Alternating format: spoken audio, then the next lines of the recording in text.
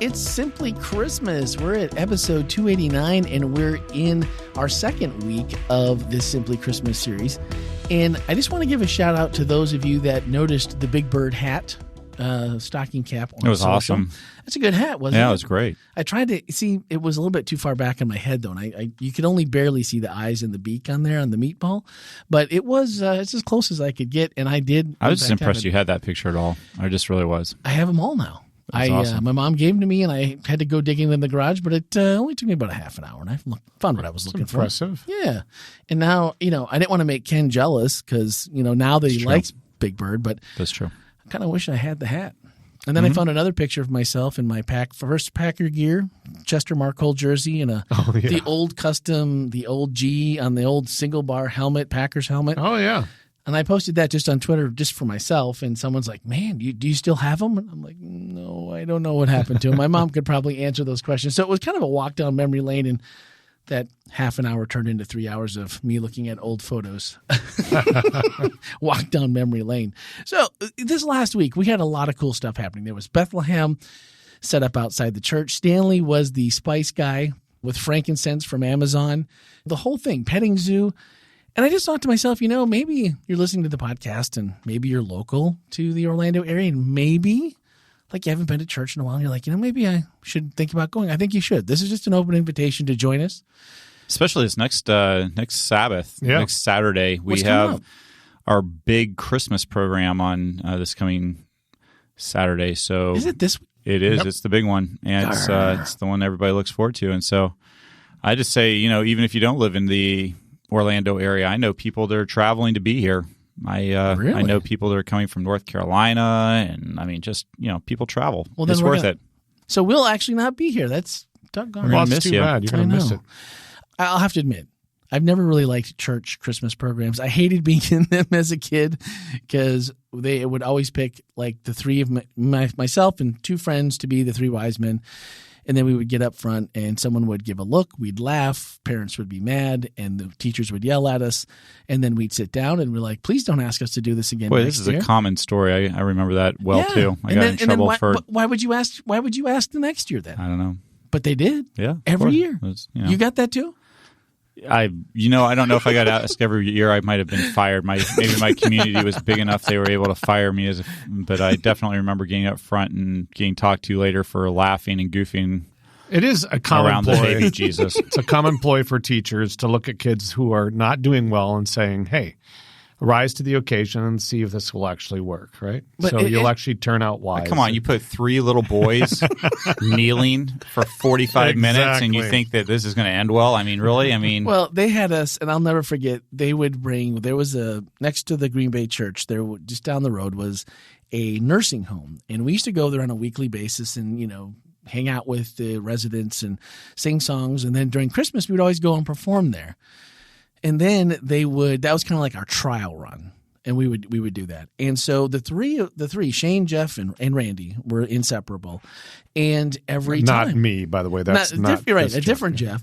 And it was but every time, it's like the three people that can't sit together in church, because all it takes is anytime you're not supposed to. It doesn't have to be funny. It doesn't even have to be a joke. No, nothing has to be said. No. You look at each other, and then they asked us to be we three kings of Orient are. Yeah. Bearing gifts, we traverse afar, right? Right. And we didn't even get to we three kings singing. I was going to say, you never got that. And they wouldn't quit playing the piano. They would just keep going and keep like we're going to catch up at some point. We laughed for the whole song and tried so hard to even now thinking about it, just trying so hard. Couldn't do it. Anyway, totally off topic. I promise no one's going to laugh while they're supposed to sing this week at WholeLife Church. I can just guarantee that. Actually, this is really kind of nice, too, because last year we weren't able to have an in-house. Oh, that's right. So this would be nice. First in 2 years. We were outside at where we were for a picnic, Mead Gardens, right? No, last year we were in-house. Online. It was only online. It was only on. What did we? Oh, that was one of the. Maybe that was Easter. When we first went outside. That's right. Okay, yeah. We weren't. That's right. We were filming Still Church. Man, and now we're going to miss the big one back. Yeah. Goodness. And then don't forget after that, you have Candlelight Communion. Eve. Yeah. Communion We'll be Christmas home. Eve. We'll be here for that, and we never miss that. That is my favorite program of the year. Yeah. I just think that Adventist churches don't do that typically, and even some of the other churches, community churches I've been to, don't do it as well as WholeLife churches. It's been just really, really family. good. It's a nice family time. Yeah. Yeah. Yeah. So we'll look forward to seeing that. And then just a reminder for those who may be here on Christmas Day, we're doing a very special service on Christmas Day. Really? At noon. So we only have one service. There's no, for those of you who know what Sabbath schools are, we will not be having any of those. Okay. It is just a outdoor service at noon. We're going to sing carols. It's going to be what we would call worship in the round. So basically the people bring their lawn chairs and just sit in a circle around where we're doing the program. It's going to be largely acoustic. It's going to be just really simple and beautiful. I think it's going to be pretty special. And probably one of my favorite things that's scheduled to happen right now is that we're going to be doing a baptism. Outside. So how cool is that on Christmas Day, doing an outdoor baptism in Florida? That's what I love. We're going to be here as well for that. I'm glad we're not missing it. Yeah. All right. Well, as long as we're into big reveals, I mean, we promised that this was going to be the big week for our theme for 2022. Well, do you want to save that to the end, or do you want to do it now? I mean, you're the host, so you tell me. No, I'm up to you. You're the boss. Oh, see, you brought it up, so we'll do it. We'll do it now. Okay. Now, do you want me to, in post, do you want me to, should we do the drum roll or should I put one in? I don't know. What would you like better? Oh, boy. Well, at this point now, he's probably going to put one in. I'll put one in. I think I'll drum roll it. So drum roll starts now. And then maybe a cannon shot. Maybe the 1812 overture or something. And then we'll get taken down for. We're really building this up, guys. That should be public domain. It should be in public domain. I'm just filling time because I'm trying to remember what. I remember the logo options that we had to look at. Yeah. For those of you that don't think this is live, right? It's recorded live. We don't have a script in front of us. I didn't even turn the timer on this week. I'm kidding now. I actually now I know what it is. So anyway, yeah. So our theme. Did we get done with the drum roll? Yeah, drum roll's done now. Oh, okay. So our theme for next year is Arise. And where we're going with that is we have had about 2 years of it's kind of not doing what we would normally do. We've kind of been having to be at home, and there's been some good reasons for that. But one of the things that we are really kind of going to challenge our church, COVID or not, is that to reestablish normal. I like it. If that's the right way of putting it. It may not be what it was. Okay. But what we do want to do is we want to reestablish normal. And to me, that means arise. Let's get up. Let's go. Let's do the mission of our church. Let's be moving towards that vision. Let's arise together and do that together. We're going to be basing it off of Isaiah chapter 60. Verses 1 through 7, so you can look that up at home. You can hit the pause if you want. But it talks about arise, shine, for your light has come. And the light, of course, is Jesus. It's not that we manufacture light. It's that the light has come. That's Jesus. And so the whole point for us is to arise and to show Jesus in our community, to, like I said, live that mission and vision that we have, living those values that we have at WholeLife Church. So I'm really excited for what that means. We're kicking off the year with some fantastic small groups. No matter where you're at, if you're listening to us in some other part of the world, you can still be a part of one of our whole groups, WholeLife groups, small groups. That's possible. We have Zoom options, we have in-person options. Really nice. I like that. So there's a lot of different ways to get involved. They're at different times of the day and evening and week. So there's just people have picked different times. So you can find a time that kind of works for you. You can find somebody that you want to be a part of theirs. I'm doing a Zoom with Rochelle, my wife, on Wednesday evenings. So that's one that we're doing, and then we're also doing an in-person one during our Sabbath school time. Nice. At WholeLife. So that will meet in my office. So Jeff, I'm doing one in the morning, actually, on Tuesday. And then I'm doing another one on Thursday morning online. I'll be doing, but they're both in the morning. So we'll be doing Tuesdays in person. So if you have Tuesdays in person, Tuesday in person, Thursday online. Okay. Yeah. Jeff, do you remember how many groups we have lined up so far? Right now we've got 17, I think, right now. 17. We are hoping to have about 10 to 15 people in each of those groups. Wow. So I like it. You can see that. So you know, if If you wants- want, by the Go way, ahead. let me just say, if you want to get online and look at the groups and pick one, you can do that at wholelife.church/ and we're using the book Common Rule. So it's wholelife.church/common rule. Okay, and I will put that Common link. is COMMON, rule, RULE, no spaces, so Common Rule. Yeah. Great book, by the way, that we're going to be going through together. We're all doing the same book. So these small groups are all the same thing, just different leaders. And the cool thing is the church is purchasing these books. So you don't even have to worry about it. We will make sure we get them to you. The only way you might need to worry about is if you're in some other part of the world, you may need to get that book, but we want you to be involved. It's a phenomenal book. As a staff, we went through the book together a couple months ago, actually, and it was so good that Jeff and I said, man, we ought to be doing this with the whole church. It would be a great book to start a new year off with. Great. It's talking, the idea behind the book is that rules are not a bad thing. Rules are actually kind of important in any kind of society. And so he suggests 8 different rules, 4 of them that you do every day, 4 of them that are on a weekly basis, that he suggests will kind of bring order and purpose to your life. It's written by a Christian man. It's a very, very good book. So, Great. Yeah. Man, well, there will be a link in today's show notes. So if you don't want to try to remember all that, just go there and click it right from the show notes, swipe up in whatever app you're listening, and that hyperlink will take you directly to where you can sign up. If you have more questions, you can always just email podcast@wholelifechurch, and I'll make sure they get to Ken or Jeff to be answered, or to whoever would need to take care of that problem. And I think the last time I checked, I believe we have listeners in over 60 countries. I want to say 64 was the last time. Wow. That we've actually had people download and listen to the podcast. So if you're one of those people and you want to be a part of that group, then definitely let us know so we can get that book out to you sooner versus later. And speaking of gifts, which that sounds like a pretty good one to start off the year, I want to go back to last week really quickly. Really Last quickly. week's sermon, yeah. Because Ken mentioned last week, and we were going to talk about it last week, but we got really long last week quickly, and we might get long this week too. But I wanted to at least cover it in quick detail because I thought the story of how Ken ended up here at WholeLife Church has been a gift to all of us. You have someone in a leadership position like Andy was for 37 years, and you switch and you go, man, if this goes wrong, what if it's another 37 years?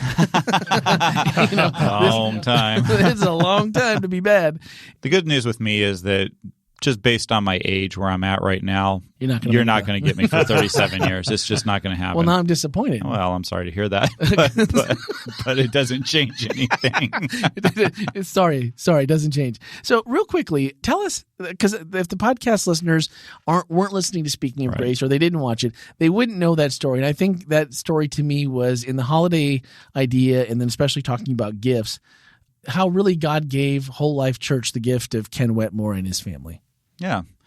I guess the quick story of it is that we really weren't out there looking to move. I was at the Madison campus, Seventh-day Adventist Church up in Nashville, Tennessee. It's about 1,600 members on their books. Been there for about 5 years.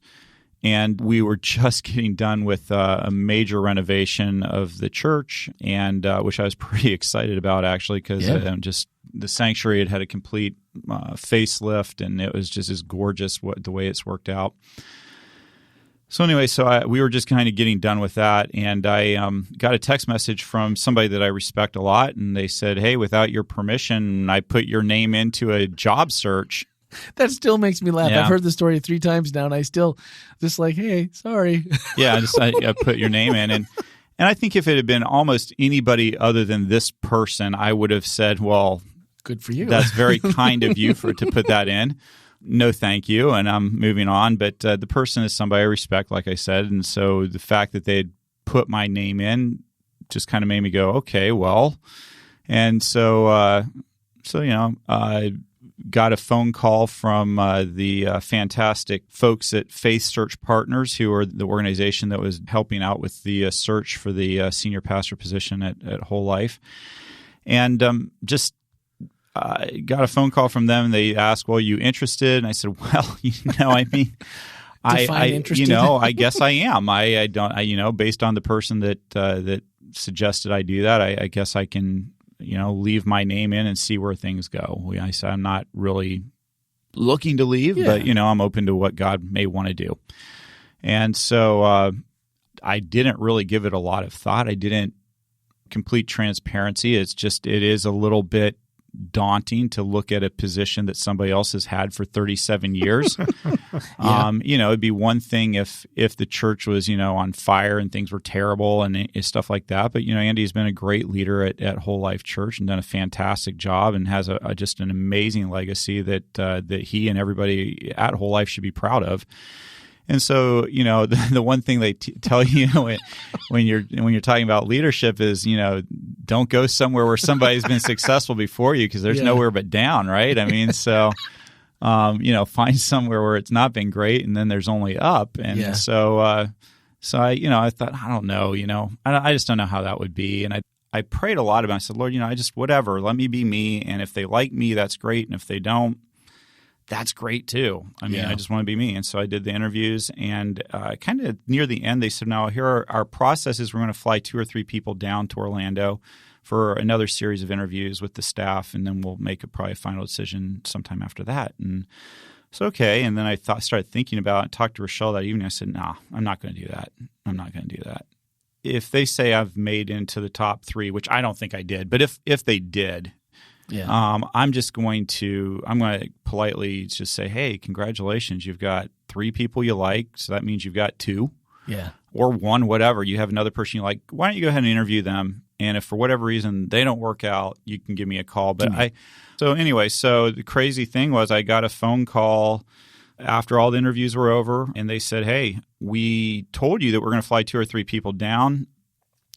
And we want you to know you're one of our top 3. And in fact, you're the only one we're going to fly down. We've decided that you're the only one we're going to fly in. And they took away your option. They took away our option. Yeah, they did. You could have had somebody much better, but time was all you're shown. So there it is. So now. So yeah, but for us, that was just, it felt like, wow, that was just one thing after another that God kind of did that kind of, for us, solidified that this was where we were supposed to be. We were actually excited because I knew a number of the members that he had at his church who were well respected and part of our church actually prior to.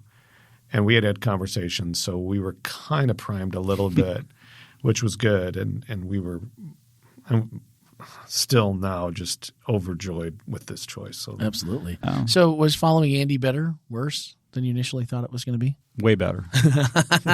Good. Way better. And just in the sense that, firstly, Andy has been absolutely nothing but supportive, not looking over my shoulder, he's just been fantastic. That's awesome. And I really feel like Andy absolutely set me up for success. I feel like I kind of expected to kind of come in and have to kind of prove myself to the staff here, just when you're new. And it just wasn't like that at all. It was just like, hey, you're here. You're part of the team, and we're happy you're here. And it's what you hope for, but I've been around enough that that's not usually how it is. And so I think Faith Search Partners did a fabulous job in finding not the best looking pastor, not the smartest pastor, not the best speaker, but the right pastor for this church. And I think that it's like you can see 2 amazing people date each other and get married and they don't work, even though they're both amazing people. Yeah. And it's the same thing when you're trying to match pastors with churches. You can have an amazing church, you can have an amazing pastor, and it just doesn't work because the values don't line up or whatever it is. And it says a lot of this conference that they allowed this to happen and not only allowed it, but were supportive. We're part, Orlando Lopez, the vice president for ministerial, was a part of the process. And yet at the same time was very allowed the church to do what the church felt like was best for it. And I've been just really impressed. I just think the whole process they do deserve that. That's good. And I think, just the results speak for themselves, that the process went extremely, extremely well. All right. Well, let's get back to this week. Our focus was on gifts. And the verse that we worked from this week was Isaiah 9:6. That said, for a child is born to us, a son is given to us. The government will rest on his shoulders, and he will be called Wonderful Counselor, Mighty God, Everlasting Father, and Prince of Peace. And I thought when you were initially starting to talk about gifts, and then you talked about your friendship with Furman Fordham Jr., or Puck, as you refer to him as his friend, and the discussion about having relationships and friendships with people who don't look like us, maybe don't think like us, maybe don't act like us.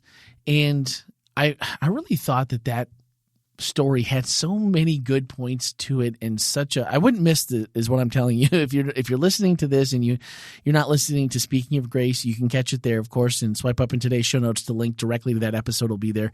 And then, or just catch the message, WholeLife.Church, and right on the top, you can see the sermon. But the story I never felt like, even though you said the words white privilege, and that you had things you felt maybe odd asking him, or the realization of here's two Adventist pastors in close proximity to each other with very different stories. And then we had a comment from someone online that just said they felt disappointed that we had discussed white privilege. And yet I didn't see that comment until later, and it came up in Q&A, and you addressed it. But I didn't think of it in that context, even though those were your words. But what I really felt like was how many people around us that you kind of forget that you're different than them. And you forget that, we probably have different backgrounds. We may have come from different places. And we all see things a little bit differently. But speaking to that point specifically, it seemed very controversial, and then afterwards when someone was like, well, I'm disappointed in this, and then you addressed it, both Q&A and then a little bit afterwards, what do we miss if we're only seeing that, we can realize and we can admit that maybe things were a little easier for us in certain parameters than others, and that can be any one of us, and for any number of reasons. But it seems like when we get our ire up about things, when it comes to equality and when it comes to race and it comes to even Christians, how we kind of rank sins amongst ourselves, what do we miss out on when we see it only in that context? Because I'm certainly not throwing shade at the person that asked the question, because it's a fair question to ask or a comment to make if that's how you feel. But I feel like there's got to be something we're missing if we're getting hung up on one piece of it, when the story you shared was beautiful, and the things that you were able to, understand from him and vice versa, and this wonderful connection and friendship, not just a collaboration, but a friendship comes out of it, and probably a place or maybe that you would have never expected. Yeah. It's an interesting thing to me, and I think this is the danger of my preaching style, is that something that has really nothing to do with this particular sermon, because this was not a sermon about white privilege. No, it wasn't. This was a sermon about friendship. Yeah. And when I preach, one of the things that I like to do is I love to use metaphors, and I don't like to always explain them all the way out. I don't know if it was – sometimes that works really well and sometimes it doesn't. I don't know how many people really caught the point that I was making, is that think about how different God is from us. Yeah, for sure. Think about the huge difference. And so when you talk about Puck and myself, there's this quote-unquote color difference, there's cultural differences there. Well, what do you think about God? When God became human, there's complete difference. It doesn't get any more. And how did with his friendship, how does he transform us as we enter into that relationship with him? If he had not come as a baby, as we celebrate this Christmas season, how would the conversation be different? To me, it speaks to the fact that God entered into our lives the same way that Puck and I entered into each other's lives. It's one thing because I had a good friend who made some really good points. She mentioned to me, she said, "Ken, one of the things you need to," because she watched the sermon, we were talking about this later, and she was saying, "Well, Ken, it's a lot of people of color get really tired of having to explain things to white people who it gets tiresome to constantly be like, yes, there is this problem, there is racism, yes, and well, what do you mean there is? And prove it, and it gets very tiring, right? Sure, yeah, of and course. so, and she made a good point that it would be really great if, as a white person, that I would just grab some books, do some reading, study history, and kind of see the things. And I think she's right about that. I can imagine how tiring it would be to just constantly having to be explained the issues that you see that are having a real impact. Black parents who have to have a different conversation with their kids when their kids start to drive than I have to have with my children. Sure, yeah. It gets tiring to do that. And yet, my experience tells me this. Reading books, all the books in the world, does not change things nearly as much as a friendship does. That's one of the things that we see over and over and over again when it comes to understanding any community that isn't like you. The fastest way to change your viewpoints and to see the world through a different lens is through friendship. Reading's great. I'm not discounting that. It's a great window. But friendship is what makes a huge difference. When you have a friend, you're invested in them personally. You start caring when they're not treated right. You start caring. The fact that we have Carla Meunier on our staff, who is in a wheelchair, has changed the way that we do things as a staff, and that's not a bad thing. We love her, and it's a good thing because now we are more conscious of wanting to do things that don't get in the way or exclude her because she's in that wheelchair. And so the point that I really wanted people to walk away from that sermon with was that the God of the universe gifted us with his friendship. Yeah. And that friendship, as I said, friendships transform. Anything else is just an acquaintance. But friendships transform us. And Jesus came, he gifted us with himself to transform us and make us better. And so it's an interesting thing to me that there are certain words in our vocabulary that when we put them out there, it completely moves conversations in a different direction and raises emotions. And with all that being said, now what I'll jump to is the white privilege thing that I do want to touch on as well.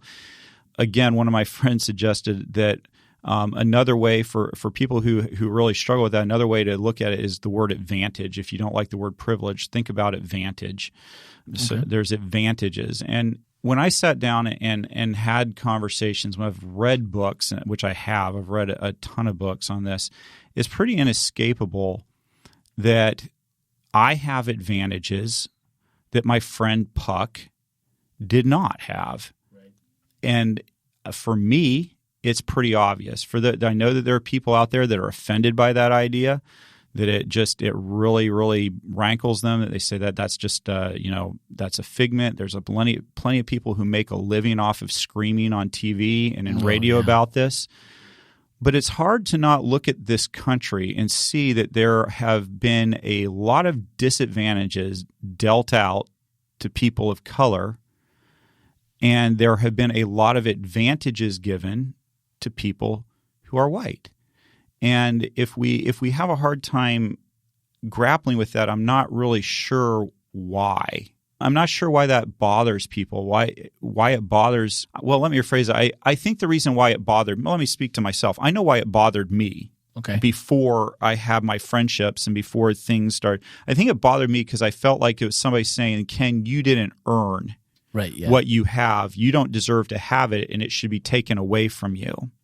Right. Remember what we said jealousy is? Jealousy is the fear that something is going to be taken away from you. Mm-hmm. Yep. And so what I have become more comfortable with is this. If somebody thinks that I have advantages, my question is not, does that make me less of a person? But rather my question is, if I have advantages, how can I help other people who don't have those advantages? Because why wouldn't I want to?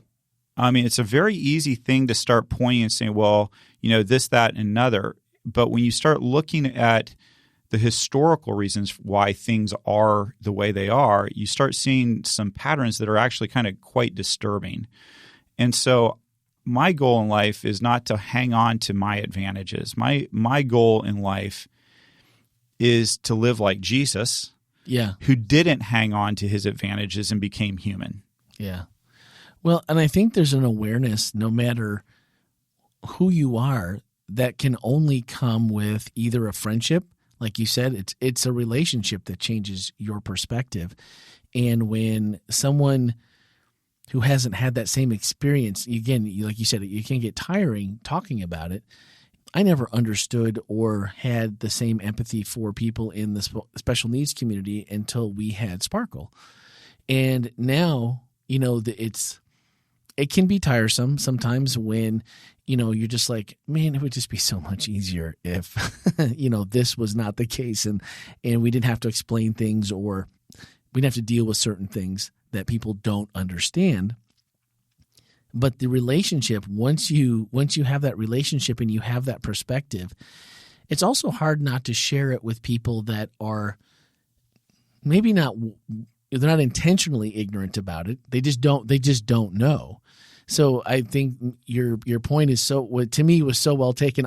It hit me right in the forehead, because I thought of the same thing of how the person I was before she was born and the person I am now.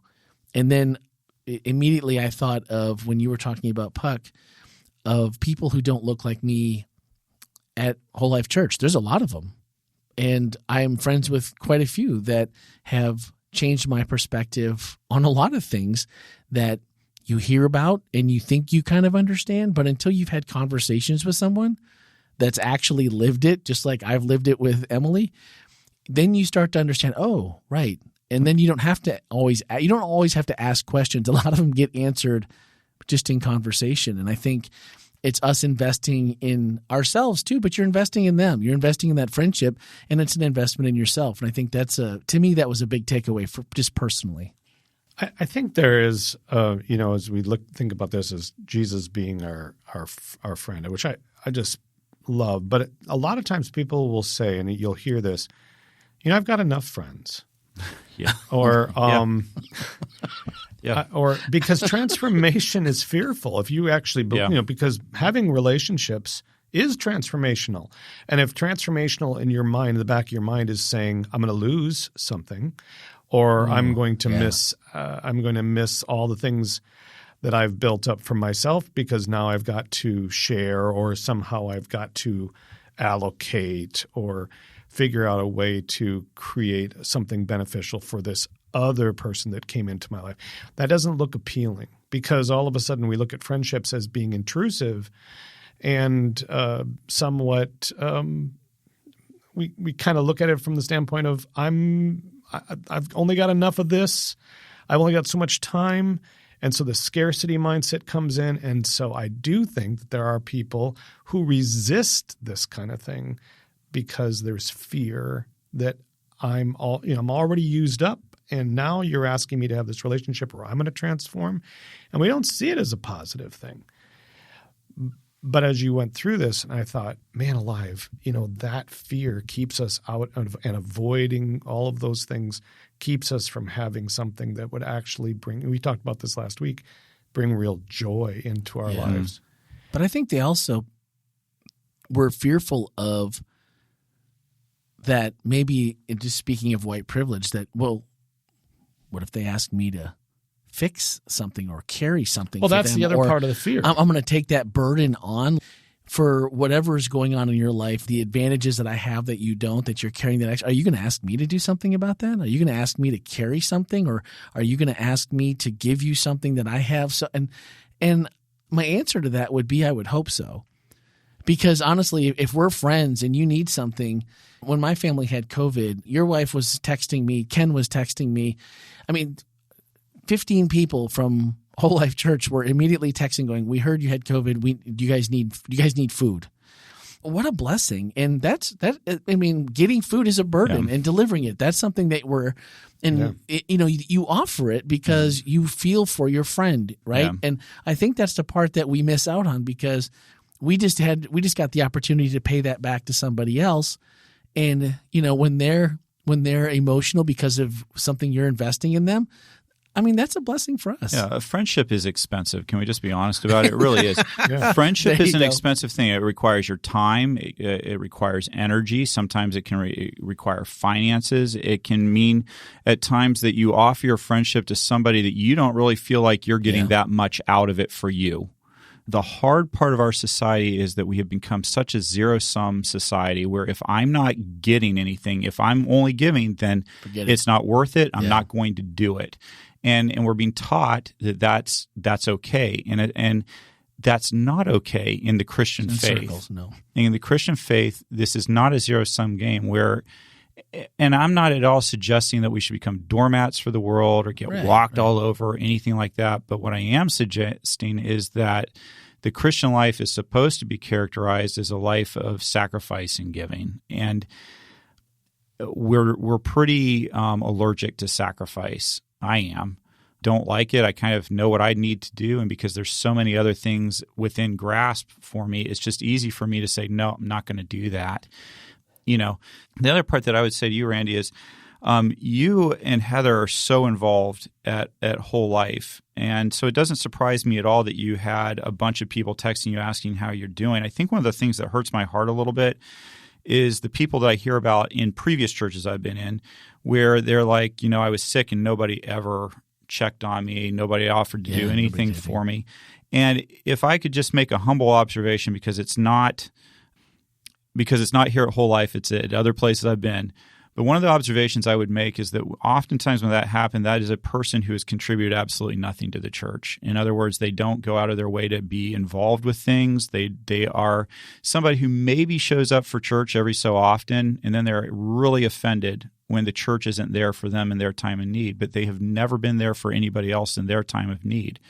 And again, I don't want to get into the zero-sum thing, but at the same time, if you want to live in community, you've got to live in community. Yeah. You've got to go ahead and be involved, and people have to know you. You have to be known, and that's not an excuse for the church not to help out the marginalized, the people who aren't. But what it is, you know, if you really want the true joy and benefits of community, you've got to give. You've got to be in the game. You've got to be a part of things. You've got to be finding ways to be making friends and to be having friends and to be doing what good friends do. And so, you know, my encouragement is just be involved. Well, it's actually in mental health even, it's one of the first things you ask, right? You say, what's your support network look like? And I'm not saying that you do that for those times when all of a sudden, oh man, I'm suffering from a lot of depression. I don't have anybody to lean on.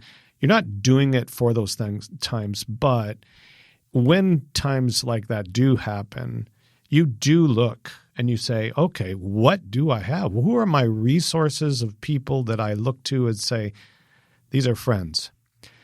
Even if you're alone and you know you have friends, like say, for instance, my daughter was in another country and she was doing student missionary, and she goes, boy, I just haven't felt this alone, and my family's in another spot. Everybody's gone, but she knew she still had friends. Even in her own mind, she knew who her friends were. Sure. And that's important. I think we all need to think about that from time to time is you're far more bankrupt if you have no friends than if you had no money. Mm-hmm. Yeah, you're far more bankrupt. Yeah. Well, and I think we feel those parts more so when we're in those situations. And I would dare to say, and with a lot of confidence, that if someone at WholeLife Church was in that situation where maybe they hadn't been as involved, and maybe they were newer, maybe they'd done it by choice, whatever. I feel like if someone knew that someone was in trouble, that we would have a bunch of people there to help. I have no doubt about that. And you're right, though, Ken. In another situation and in another church may not be the same way. But so I feel like, if you're listening and there's something that you need or something that is, I would just hope that we would let each other know when someone is in need of something or, has gotten ill. Or it's not always just about delivering food to someone's house, whatever, but it's a conversation that can happen in the lobby. It's an invitation to lunch. It's in whatever that might be. And I would hope that we would extend to everyone just that invitation to be friends and take care of each other, because it means the world, even in good times when you feel like, especially, right? Yeah. And I will say we are not perfect. No. There have been lots of people missed. And I'm sure that's over the years. Yeah, sure. Yeah. Absolutely. Absolutely. And if you are one of those persons that gets missed, I think one of the more embarrassing things, I know there are pastors who say, I've never missed, and somebody's asked me to do something, I've always followed through. And man, I've always wanted to be that pastor. But I'm so guilty of getting a text message, seeing it, forgetting about it, not answering it, a phone call here and there. And so, one of the things I'd say about friends is that, if you try to reach out to a friend and they don't return your phone call, you call them back again. You're like, you don't assume that they don't like you anymore. And my encouragement, is, if Whole Life has at some point harmed you, please reach out to us and let us know so we can try to make it right, and that's not blame you, but just try to make it right, Yeah. But, it kind of goes, all this to me, Randy, just goes back to the main thesis of what I was trying to say. Yep. The greatest gift anybody can give anybody is friendship. Yeah. To me, that's it. I mean, that's the greatest gift anybody can give anybody is their friendship. Well, I threw all my show notes out except the first one because the conversation went where it needed to go. And I'm glad we had this conversation, because some of these things, you can talk about white privilege and you say it's uncomfortable, and you can say, well, some people don't have friends because they're not engaged and they don't engage, and that's uncomfortable. And because, maybe at some point we've been in that situation, and you go, oh man, I hate to say it, but then you realize it's exactly right. Friendship is the greatest gift. And when you look around and you see these groups of people that are at church for, 30, 40, 50 minutes afterwards, and if you're a deacon, you're like, hey, if you guys, when you're done, if you could go out these end doors so I can lock up, that would be wonderful. Stay and talk for the afternoon, but just go out that way if you would. That makes you happy to see that people are making connections, and that there truly is a family feeling. So as we wrap up, we've already gone longer than normal, but I'm glad we've had this conversation. We just finished the Love Is series, and we find these simple gifts that they seem so simple, and yet there's so many layers, just like an onion, that goes with them. But I just want to jump right to the ending of Ken's message. He said, "This Christmas, it's simple. The greatest gift ever given is friendship with God." If we can just remember that, and then remember to reciprocate to those that, if we find someone who looks maybe a little lost, a little lonely at church, a simple, hey, how you doing, an introduction, and if you're feeling lucky that day, maybe an invitation to lunch, or, let the Spirit move as it will. And you might be making someone really, really happy. Quick shout out to Denise. We know she's listening now. Okay, because she did. She sent me an email this week, and she was just laughing that I called her out for the secret phone number question. But she said, "Great podcast, by the way, you guys, and you are welcome. Period." And that she gave us the praying hands emojis. So Denise, thank you for praying for the podcast. We need all the help we can get. Yeah, and that's awesome. So thank you for listening. Thank all of you for listening. And next week it is Simple Peace. Is that right? I believe this week is Simply Christmas. I mean, I think did I miss it? This did is I do our the wrong big. one? No, I think that we might have adjusted a little bit over time. So we're just Christmas. This is our big Christmas one. So there you go. Don't miss it, because we have music, a lot of music this week, right? Yeah, it's going to be awesome. I'm going to miss it. So there you go. So come take Randy's spot. Yeah, I'll watch online. You'll have 4 spots. The whole Maggrave tribe is going to be South Carolina for the weekend. But have we'll a good time. We're these are our plans that were Thanksgiving, and then COVID wiped out both of those.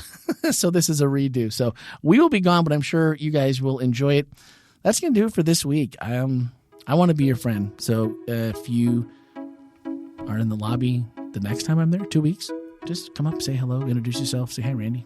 Shake a hand, do a fist bump, do whatever you do. Or I can give you Randy's cell phone if you want me to. Yeah. He'll be happy to answer you. 407-965-1607. There you go. That was a brave thing to do. That's 509-481-8457. There you go. That's the podcast number. No, you got me. Anyway, thanks for listening, guys, and have a great week.